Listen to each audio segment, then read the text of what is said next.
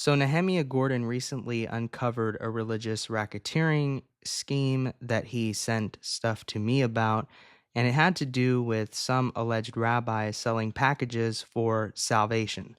The baseline was $300 a month, and then the most expensive one was $2,000 a month. And they were built on the premises that you could partner with the Messiah himself, or you could partner with King David if you upgraded to a more premium version.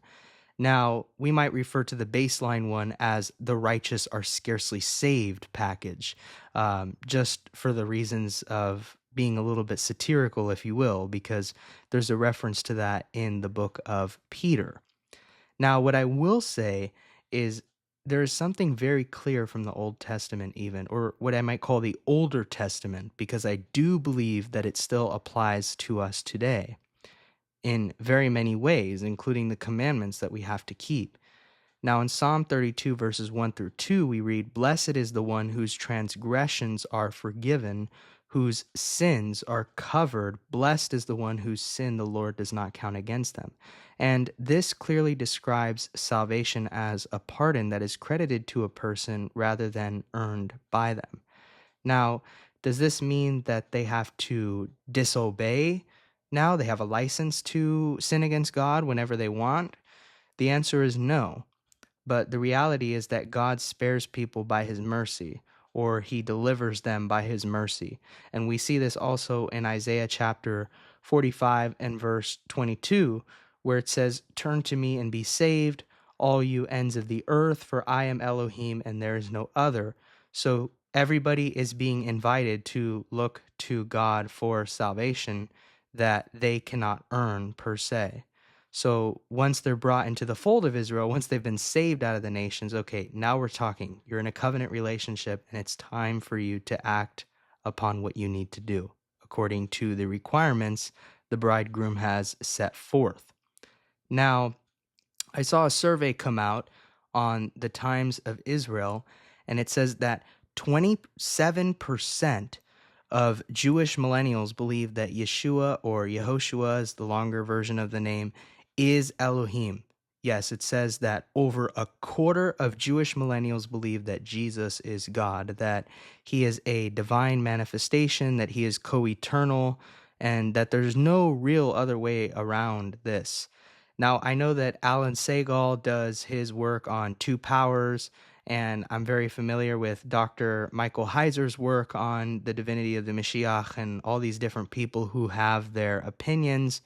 But I do strongly believe that John 1 and verse 1 uses strong language in the way that it characterizes the Messiah as being the Word of Elohim, present with Elohim at the beginning, and John 1 and verse 3 being clear that he is not a created being, but rather the creator.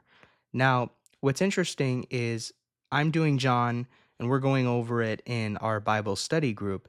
And there's really something important that I think people miss, which is that the Tanakh in Malachi says, "I am sending you Elijah the prophet before the great and fearful day of the Lord." And many rabbis take issue with the way the New Testament handles this because they assume that many Christians believe that John the Baptist is necessarily the only fulfillment of this verse based on, a pro-Jesus theology. The hard reality that people need to understand and, get familiarized with is the fact that there are many apostolic applications within the Bible itself. Now, when I say this, I mean that there's a dual meaning to everything.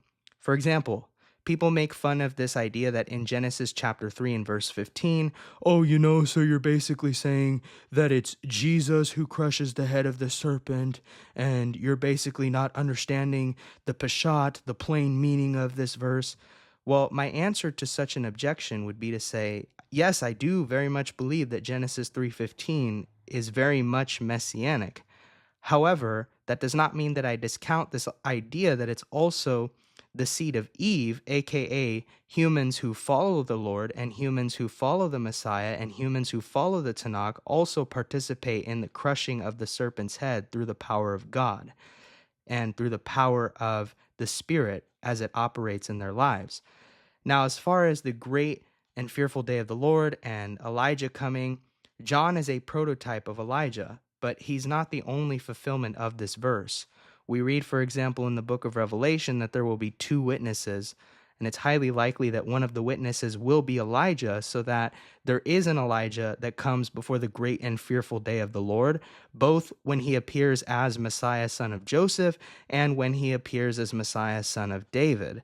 Now, speaking of this tradition, there's this Orthodox Jewish idea that you have a Messiah, son of Joseph, who suffers and dies in battle at the time of Armageddon, and or Messiah's sons of Joseph that die. So a subset of multiple people.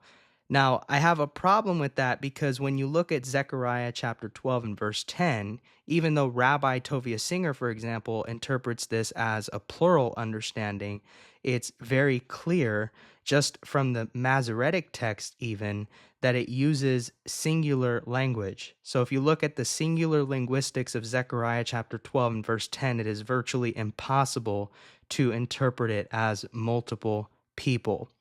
So what we see in Yehoshua HaMashiach, or Jesus Christ, is the Messiah son of Joseph and the Messiah son of David roles very present in him as the singular person. So yes, it is true, John the Baptist is an Elijah type. We see Yeshua not that long after getting baptized by John the Baptist going into the wilderness to be tempted by Hasatan.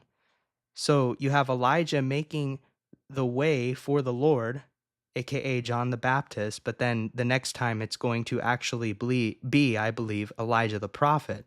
We have John making the way for Yeshua, then Yeshua goes into the wilderness to be tempted to fulfill what Isaiah the prophet says.